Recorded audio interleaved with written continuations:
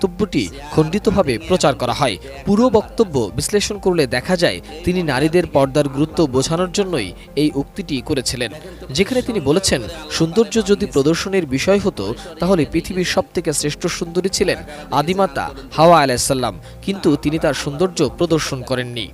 দেখেন তো কি সুন্দর করে আল্লাহ তারে বানিয়েছে। এর চাইতে তাহলে শতগুণে সুন্দরী ছিল আমাদের আদি মাতা হযরতে হাওয়া আলাইহিস সালাম। কি বানিয়েছিলেন আল্লাহ তাকে। 2 নম্বরের নাম পেয়েছে হযরতে জুলাইখা, ইউসুফ নবীর স্ত্রী। 3 নম্বরে নাম পেয়েছে ইব্রাহিম নবীর বড় স্ত্রী হযরতে সাহারা রাদিয়াল্লাহু তাআলা আনহু সারা।